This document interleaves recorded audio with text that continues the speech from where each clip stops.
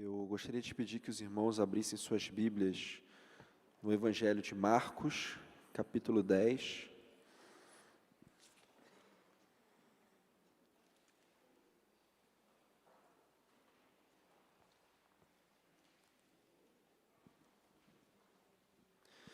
Evangelho de Marcos, capítulo 10, a partir do verso 17.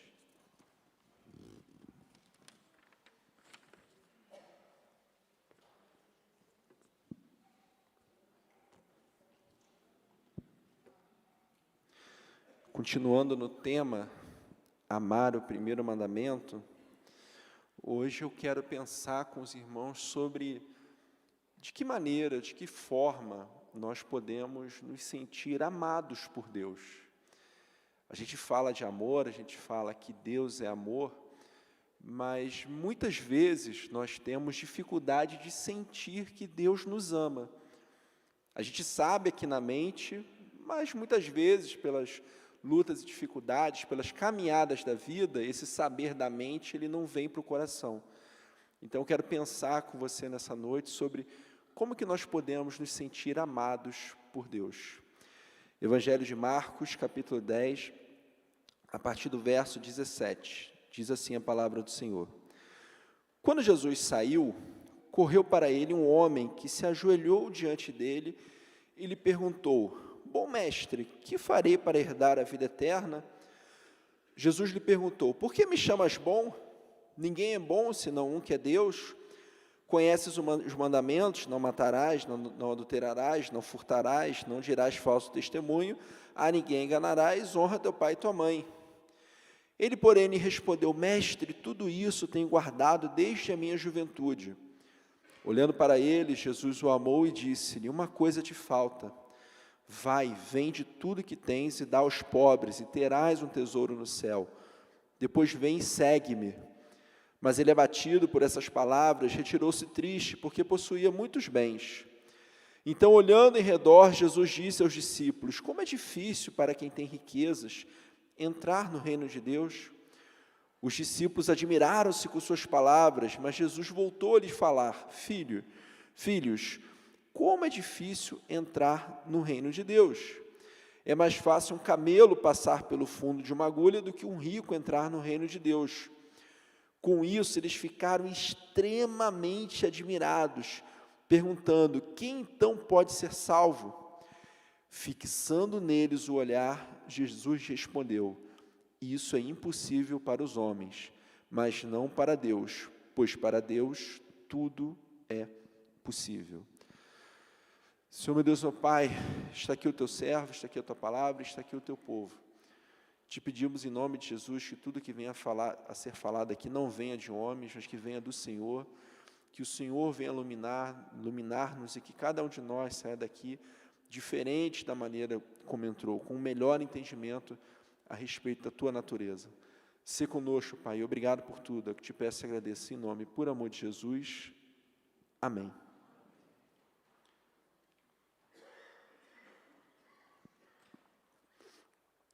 Ninguém pode dar aquilo que não recebeu antes.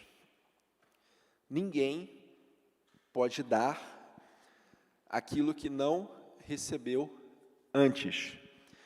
Conta-se que, certa vez, Mahatma Gandhi estava estudando em Londres, e havia um professor que gostava de persegui-lo, que gostava de fazer chacota dele, E um dia esse professor virou para ele e falou assim: Gandhi, de um lado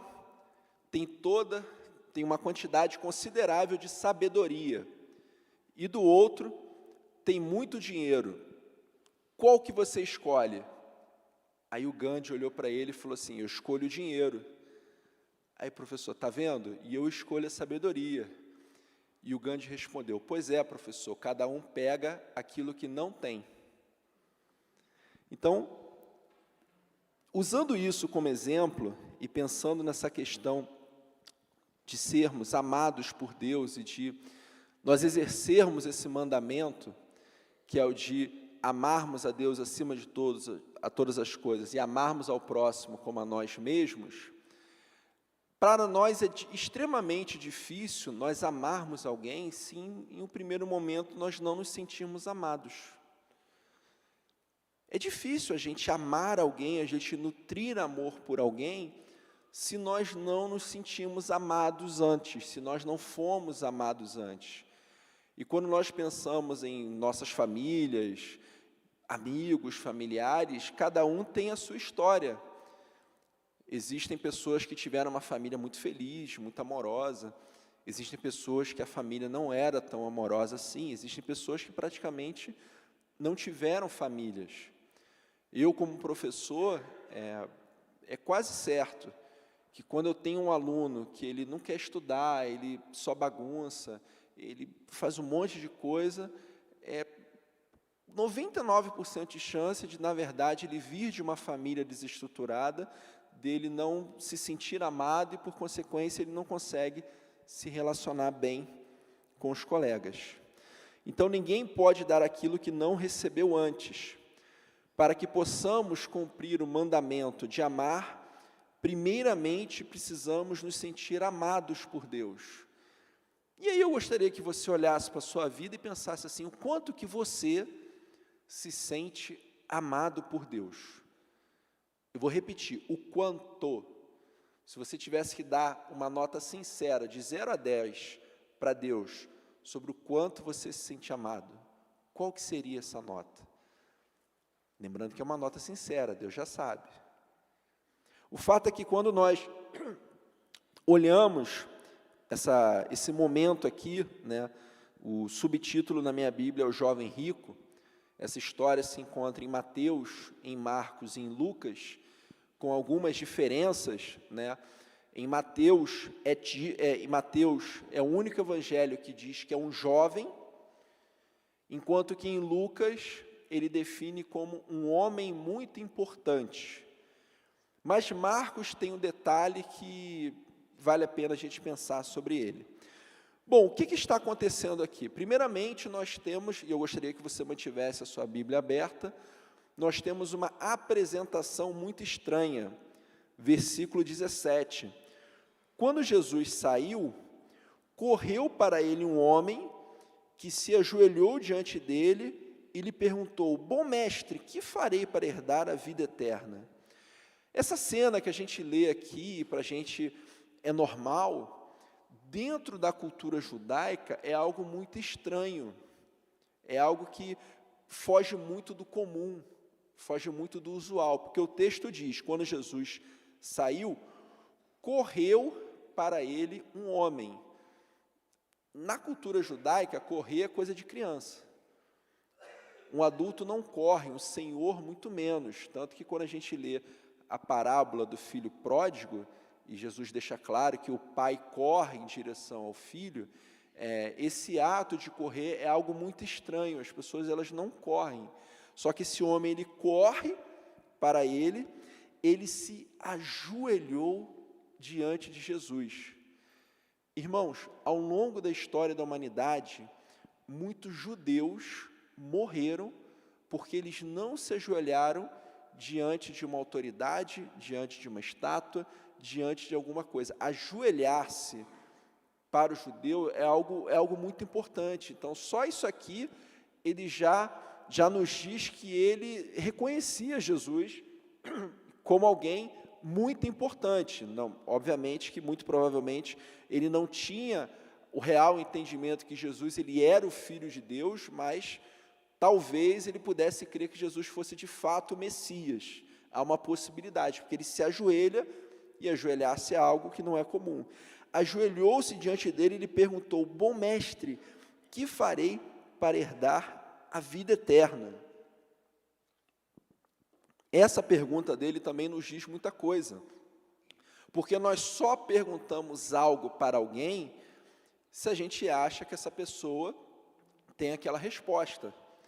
Em meus quase 10 anos de ministério pastoral, ninguém nunca me perguntou sobre física nuclear na igreja. Pastor, se o elétron X bater no próton Y, o que acontece? Ninguém nunca me fez essa pergunta, mas já me perguntaram sobre versículos bíblicos. A gente só pergunta algo para alguém, e eu tenho experimentado isso com os meus filhos, né? A Laila está com 6 anos, faz 7 agora em novembro, e ela me faz as mais diversas perguntas, né? Papai, por que o mar é salgado? Né? Aí você fala, poxa, eu até sei a resposta, mas eu resolvi brincar com ela. Um dia você me pergunta em particular que eu te digo o que eu respondi para ela. Mas o fato é que a gente só pergunta algo para alguém que a gente sabe que tem a resposta. Então esse homem se ajoelha diante de Jesus e ele fala, bom mestre, que farei para herdar a vida eterna? Só que a resposta de Jesus, ela também é uma resposta que foge um pouco do usual. Porque no ministério de Jesus, muitas vezes as pessoas o procuravam e queriam fazer uma pergunta para ele para desafiá-lo, e queriam fazer uma pergunta para colocá-lo em uma situação. Então, quando Jesus responde a esse homem, ele dá a resposta padrão, ele vira para ele, 18 e 19, primeiramente ele fala, Jesus lhe perguntou, por que me chamas bom? Ninguém é bom, senão um que é Deus. 19, conheces os mandamentos, não matarás, não adulterarás, não furtarás, não dirás falso testemunho, a ninguém enganarás, honra teu pai e tua mãe. Então esse homem quer ouvir, o que eu faço para ir para o céu? Como é que eu faço para herdar a vida eterna? E Jesus diz, olha, obedece esses mandamentos e está tudo certo. Só que de repente, Jesus ele percebe naquele homem algo diferente. Jesus ele percebe que aquele homem, ele tinha alguma coisa diferente em relação às outras pessoas. Veja bem, Jesus nesse momento, e aqui eu abro um parênteses, ele está naquilo que a teologia sistemática chama de estado de humilhação. Jesus é 100% homem, Jesus é 100% Deus, mas ele encarnado, ele não era, por exemplo, onipresente. Jesus era onipresente? Aqui encarnado, ele estava em todos os lugares ao mesmo tempo? Ele não estava, ele estava ali, ele é 100% homem, 100% Deus. Ora, se ele não era onipresente, então, muito provavelmente, ele também não era nem onipotente, nem onisciente. Ele não sabia de todas as coisas. Existem momentos do ministério de Jesus, que Jesus está andando, ele sente puxarem o manto dele, ele fala, opa, alguém me puxou, eu quero saber quem foi. Então, ali, o texto deixa claro que Jesus não sabia que aquela mulher com fluxo de sangue havia puxado o seu manto. Da mesma forma, quando eu olho esse texto, eu percebo que Jesus ele dá a esse homem, no primeiro momento, uma resposta de bate-pronto. Mas os versículos 20 e 21 denotam para a gente que Jesus percebeu algo diferente. Acompanha comigo, versículo 20. Ele, porém, lhe respondeu, mestre, tudo isso tenho guardado desde a minha juventude. Então ele vira para Jesus e fala, Senhor, tudo isso que o Senhor disse, eu já obedeço. Algumas pessoas olham essa frase dele, essa resposta dele no versículo 20, como uma resposta cheia de arrogância. Eu não sei você, mas eu já ouvi pregadores falarem que, não, essa resposta aqui é porque ele era um cara muito cheio de si, ele era alguém que se achava muito, ele já cumpria os mandamentos, então ele queria algo mais para viver. Só que o versículo 21 diz que essa ideia está errada, porque o versículo 1 diz assim, olhando para ele, Jesus o amou. Olhando para ele, Jesus o amou. O Evangelho de Marcos, dizem alguns historiadores,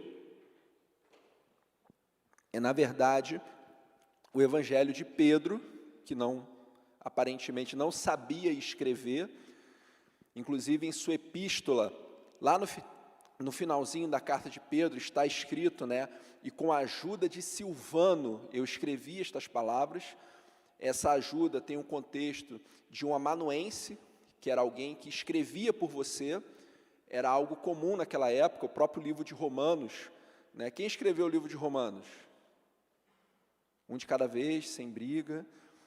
Pois é. Então, não foi o apóstolo Paulo, você vai ler lá no capítulo 16, e eu, Tércio, que redigi esta carta. Então, o apóstolo Paulo o apóstolo Paulo ditou para Tércio, né, e está lá em Romanos 16, e eu, Tércio, que redigi esta carta. Então, alguns entendem que o evangelho de Marcos na verdade, seria o evangelho de Pedro, é uma interpretação. Mas o fato é que Pedro fazia parte do círculo íntimo de Jesus. E eu tenho a impressão que ele percebe isso, porque eu acho muito lindo. Olhando para ele, Jesus o amou. Como que é ser amado por Jesus? Com um olhar. Isso aconteceu no versículo 21. Percebe que antes há um diálogo, Jesus dá uma resposta de bate-pronto, mas no versículo 21, e este detalhe só se encontra no Evangelho de Marcos, não está em Mateus nem em Lucas, o texto diz: olhando para ele, Jesus o amou. Jesus, ele teve por este homem um ato de amor. Você já olhou para alguém e amou essa pessoa? Se você é casado, certamente que sim. Se você tem filhos, né, muito provavelmente, sua esposa ou você lá, teve lá o bebê, e você pega, você olha e você ama. E o texto diz: olhando para ele, Jesus o amou e disse-lhe: uma coisa te falta, vai, vende tudo que tens e dá aos pobres, e terás um tesouro no céu. Depois vem e segue-me. Essa resposta de Jesus, ela é um ato de amor de Jesus em resposta àquele coração quebrantado daquele homem. Aquele homem se quebranta diante de Jesus de uma maneira que eu entendo, à luz do texto, que surpreende Jesus, né? Porque o versículo 20, ele fala: mestre, tudo isso tenho guardado desde a minha juventude. Eu fico imaginando esse homem ajoelhado ali, diante de Jesus, falando para ele, demonstrando o seu desespero, falando: Jesus, mas isso aí eu já faço. Há em meu coração um medo de não herdar a vida eterna, há em meu coração um desespero, o que que eu faço? E Jesus olha para ele, o ama e diz: vai, vende tudo que tens e dá aos pobres, e terá um tesouro no céu. Depois vem e segue-me. Você já reparou que pouquíssimas vezes na Bíblia, Jesus ele chega para uma pessoa e fala: vem, me segue? A gente tem os apóstolos, a gente tem uma ou outra pessoa, mas isso é raro. Mas Jesus ele fala: vem e me segue-me. Só que o que acontece? Nem sempre as pessoas correspondem bem ao serem amadas. Versículo 22. Mas ele, abatido por essas palavras, retirou-se triste, porque possuía muitos bens. Ele era alguém muito rico e ele tinha dificuldade. Certamente que ele não esperava de Jesus aquela resposta, dele pegar tudo o que ele tinha para vender e dar aos pobres. O fato é que falar a verdade é um ato de amor. Jesus ele olha para aquele homem, ele ama aquele homem e fala para ele a verdade. Olha, só te falta uma coisa: você obedece realmente, de fato, você obedece, você guarda os mandamentos, mas tem uma coisinha que te falta. Vai lá, pega tudo que você tem, vende, dá aos pobres e vem comigo, me segue. E aí ele sai de lá muito triste. Mas o fato é que a resposta para todas as questões da nossa vida, ela sempre está em Deus. Acompanha comigo do 23 ao 27. Então, olhando em redor, Jesus disse aos discípulos: como é difícil para quem tem riquezas entrar no reino de Deus. Os discípulos admiraram-se com suas palavras, mas Jesus voltou a lhes falar: filhos, como é difícil entrar no reino de Deus. É mais fácil um camelo passar pelo fundo de uma agulha do que um rico entrar no reino de Deus. Com isso, eles ficaram extremamente admirados, perguntando: quem então pode ser salvo? Fixando neles o olhar, Jesus respondeu: Isso é impossível para os homens, mas não para Deus, pois para Deus tudo é possível. No meu coração, eu quero acreditar, e isso não tem base bíblica, tá? É um achismo meu, mas eu quero acreditar que em algum momento esse jovem rico caiu em si e foi lá, vendeu tudo que tinha e seguiu Jesus. A Bíblia não diz que ele fez isso, mas a Bíblia também não diz que ele não fez. Mas sendo fiel ao texto, muito provavelmente ele não fez. Mas tem 1% no meu coração que, por mais que ele tenha saído triste ali em algum momento, eu quero acreditar, sabe aquela coisa assim? Eu quero. Gente, eu sou botafoguense, eu fiquei 30 anos sem ganhar nada, então, né, não tem como, desculpa, mas é o melhor exemplo bíblico que eu tenho, gente, por favor, me perdoem, mas é isso.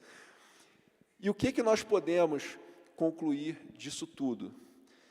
Que nós somos amados por Jesus, mesmo quando as coisas não saem como nós gostaríamos.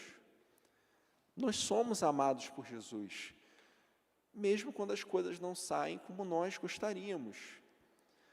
Você acha que o pai ou uma mãe que perde o seu filho vai ficar feliz com isso? Nunca. Mas eu tenho certeza que Jesus ama esses pais. Você acha que alguém que tem alguma dificuldade, seja financeira, seja de saúde ou qualquer coisa, ela não é amada por Jesus? Jesus ama menos essa pessoa? Não. Pastor, por que isso acontece então? Eu sou pastor auxiliar. Essas perguntas difíceis, por favor, pastor Aracaque, só ligar para a Rosângela, ele marca e está tudo certo. Eu não tenho resposta para tudo. O próprio pastor Aracaque hoje de manhã citou Deuteronômio 29. Mas à luz da palavra de Deus, eu sei que Jesus me ama. Eu sei que Ele nutre amor por mim. Eu posso não ter sido amado pelos meus pais, pelos meus amigos, pela minha família, pela minha esposa, pelo meu marido, pelos meus filhos, não importa. Jesus tem amor por mim. Ele olha para mim com amor. Nós somos amados por Jesus, mesmo quando as coisas não saem como nós gostaríamos. Certamente que esse homem rico não gostaria de abrir mão de toda a riqueza dele. Não era o que ele queria, mas foi o que aconteceu. Jesus nos chama para uma nova vida. Você e eu somos chamados acima de tudo, tudo, para sermos pessoas amorosas, para sermos pessoas que amamos a Deus acima de todas as coisas e amamos aos nossos próximos, as pessoas que a gente conhece, que a gente sabe o nome, como a nós mesmos. Esse é o nosso chamado. Todo o resto é detalhe, todo o resto não é importante. O próprio Senhor Jesus falou em Mateus 22, e foi pregado aqui no primeiro domingo, que toda a lei, todos os profetas, tudo que foi falado, se resume em amar a Deus acima de todas as coisas e amar ao próximo como a si mesmo. Nós somos o povo do amor, nós somos o povo que se ama. É muito interessante, esses dias eu estava relendo um livro sobre história do cristianismo, e quando o cristianismo ele nasce, né, ele vai ser perseguido por alguns imperadores romanos, por Nero, Diocleciano, Décio, enfim, e eles não entendiam, o cristianismo ele era acusado, né, porque as pessoas se chamavam de irmãos e elas diziam que umas amavam as outras. Então eles eram acusados de, oh meu Deus, faltou o nome agora. Mas quando o irmão e irmã casa, me ajuda aí alguém. Oi? Incesto, isso. Os cristãos do primeiro e segundo século, eles eram acusados de incesto. Mas como assim? Irmão com irmã, e casa, e se ama. Isso é esquisito. Não, a gente tem que perseguir esse povo, porque eles não entendiam. Mas hoje a gente sabe, nós somos irmãos em Cristo Jesus. Vai todo mundo para o céu, e vai todo mundo ficar lá, e a gente vai se amar. E por fim, ainda que eu falhe, ainda que eu não corresponda naquele momento como deveria, Deus é capaz de me ajudar e me abençoar. Ainda que eu falhe, ainda que eu tenha uma dificuldade, ainda que eu peque, ainda que em um determinado momento eu faça algo que, poxa vida, não era para ter feito isso, não era para ter ido por esse caminho, não era para ter agido dessa forma, não era para ter falado com esse tom de voz com a minha esposa, ou com meus filhos, ou com meus pais. Ainda que eu falhe, ainda que eu não corresponda naquele momento como deveria, Deus é capaz de me ajudar e me abençoar. Aquele jovem rico sai, triste, mas Jesus vira para os seus discípulos e fala: pois para Deus tudo é possível. O coração mais duro, aquela pessoa que menos foi amada na face da terra, em Cristo Jesus, ela pode desfrutar do amor de Deus e se tornar uma pessoa que ama. Por isso, meu desejo nessa noite, a minha oração, inclusive enquanto eu preparava esse sermão, era que cada um de nós pudesse saindo daqui nessa noite se sentindo mais amado por Deus. Talvez a sua vida não esteja do jeito que você gostaria, talvez você passe por dificuldades e fale assim: caramba, Deus, por que isso está passando? Por que isso está acontecendo comigo? Logo eu não sei. Eu não sei porquê, não sei. Eu não tenho problema nenhum em falar isso. Mas de uma coisa eu sei: Deus, por amor a mim e por amor a você, provou o seu amor, não negando o seu único filho, para morrer por mim e por você na cruz do Calvário. Por isso, o meu desejo é que cada um de nós sinta o olhar de amor de Jesus por nós mesmos. Porque da mesma forma que Jesus olhou com amor para aquele jovem, Ele também olha com amor para mim e para você. Amém? Senhor, meu Deus, meu Pai, que em nome de Jesus, ó Deus, essa palavra faça diferença em minha vida e na vida de todos que nos ouvem. Abençoa nossas vidas, ó Deus, ajuda-nos a sentirmos o Teu amor, ó Deus, e imbuídos desse amor, possamos amar todos que estão ao nosso redor, possamos amar o nosso próximo. Se conosco, obrigado por tudo, é que te peço e te agradeço em nome, por amor de Jesus. Amém.